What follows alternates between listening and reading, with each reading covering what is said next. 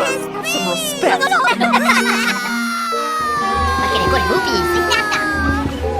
I'm just eating my beans. Don't be horrid, Henry. Horrid Henry has always been portrayed as the ultimate nightmare for any parent. But have you ever stopped to wonder why Henry is the way he is? Is Henry truly horrid, or did the people around him make him that way? Watch the video until the end, and I really can't wait to read your comments. Hard flinch. Henry accidentally steps on his aunt's wedding dress. She gets angry, and Henry flinches very hard, like he's been through this before. You don't react like that unless fear is already wired into you.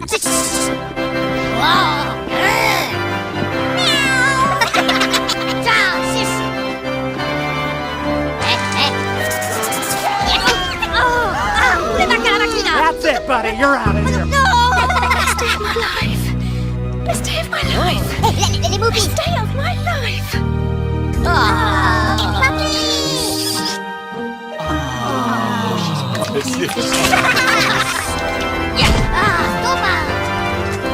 First chapter. And in the first Horrid Henry book, the opening chapter is called Horrid Henry's Perfect Day. It's basically a whole day of him doing things right, following the rules, not causing trouble, just to see how different his life could be. And one of the first things we read is how his own parents used to distance themselves away from him. They'd walk behind him on the way to school, pretending he wasn't theirs. Which parent on earth does that? They weren't just embarrassed to be seen with him, they were ashamed to call him their son. Treatment. And one of the clearest proofs of favoritism is how they treated Peter after he lost a random worm that he met less than 10 minutes ago, compared to how they treated Henry after he lost a pet he'd loved for years. Peter, do you want to come out with me and Mark to the castle? We could sing a good song and say a few words. Oh, well, if it isn't Mr. Peanut again. Out you go. Yes, we can do that. You too, Henry. You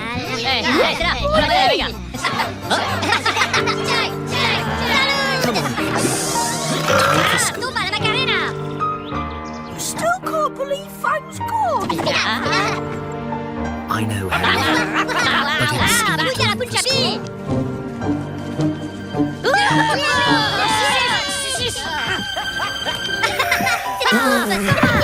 They do not pay me enough to deal with this baloney. Get up, get out.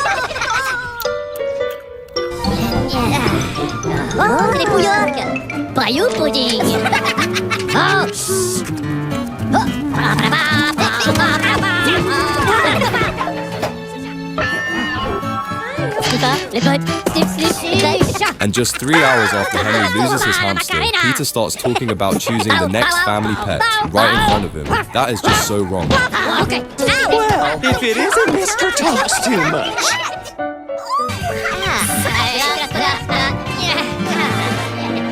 Parents' evening. And then there's when Henry's parents attend Henry's parents' evening. From the moment they arrive, it's clear they don't want to be associated with him. Can we just go home again, pretend we've been in? Can't do that. Maybe we can just see Miss Lovely and then go home again? Come on, let's get it over with. Evening, Henry's mum and dad. Good evening, Alistair. Hello there. Oh, no. What are you thinking? I was just thinking how funny it is that parents are so like their children. Time to go, I Gabby was thinking Goose. that too. You're not thinking... No. No one could possibly think we're like Henry.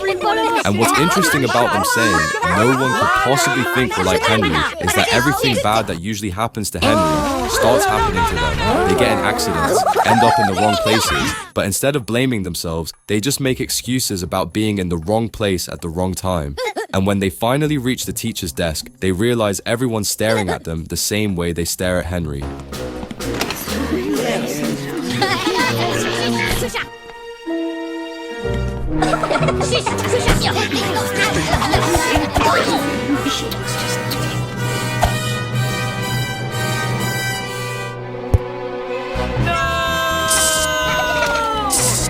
A Another interesting thing about this episode is how they leave both Peter and Henry with a babysitter who could not care less what happens to either of them, and when it's time for dinner, it's Henry who's forced to cook the food because Peter refuses to help. And then the clearest proof of favoritism is shown when Henry reads the step-by-step instructions Mum left. He's not asking for special treatment, just to matter as much as his brother. Peel the potatoes, cook the potatoes, mash the potatoes, peel the carrots, cook the carrots, mash the carrots. Peter likes them mashed. Well, that's not happening. Peel the beans, cook the beans, don't mash the beans. Peter doesn't like his beans mashed. What if I don't like beans mashed? Yeah, not likely. And what's sweet about this episode is that even though Henry and Peter argue, Henry still feeds his brother. He even goes back to give him seconds because he's not like their parents who just send him to bed without any food after the smallest disagreement. That's it. We're done for. Never mind, Henry. Enough Go to your already. room. Another question ever. Goodbye. No, go to your room now, Henry. What about tea? You can have tea in the morning. Now go. And now I'll show you what they look like when they turn up for Peter's parents' evening. Why, thank you, kind sir. A pleasure, my lady. Oh, you.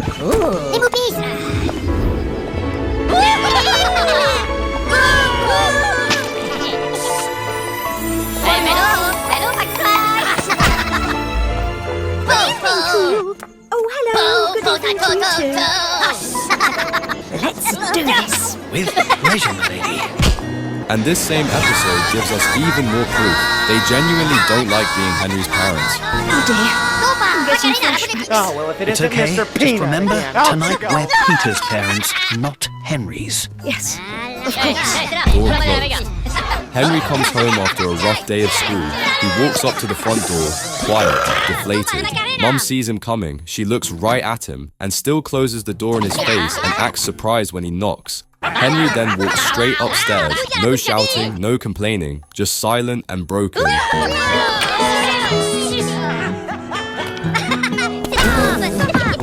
They do not pay me enough to deal with this baloney. Get up, get out. Henry? Yes, Mum. Yes, Bayou pudding.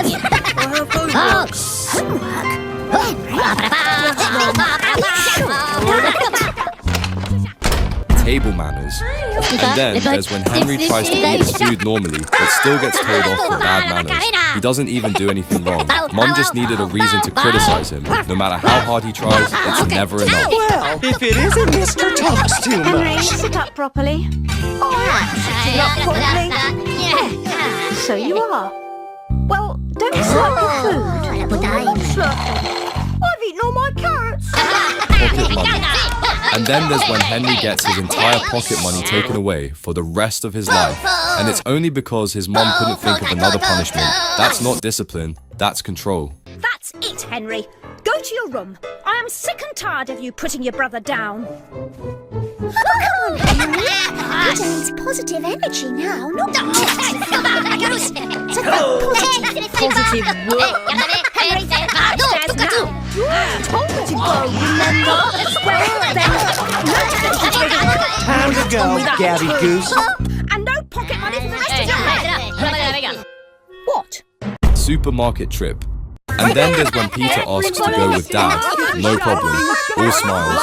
Henry tries the same thing and just gets kicked out of the car. Same question, but with a totally different response. Can I come with you, Dad? Of course you can. What other face? I've got one for you. Henry, time to put your walking boots on. And then there's when Henry's mum sees him having too much fun, just playing with paper aeroplanes. She notices and immediately snatches it away from him. Well, if it isn't Mr. Talks Too Much. Now let's take it all down to the recycling centre. They do not pay me enough to deal with this baloney. Get up, get out. Teased for reading.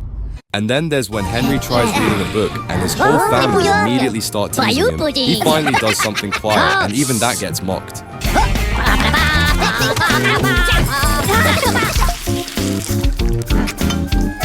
Sniffer, lippert, snip, snip, snip.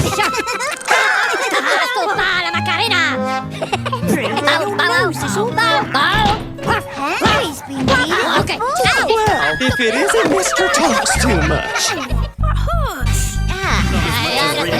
Must have hurt. Thanks, Dad. At this point, it's not even funny anymore. This is straight up child neglect, and now you've seen the proof. Pick any episode. Within 5 minutes, Henry's being starved, blamed, gaslit, or outright neglected. If this was real life, the parents would be arrested.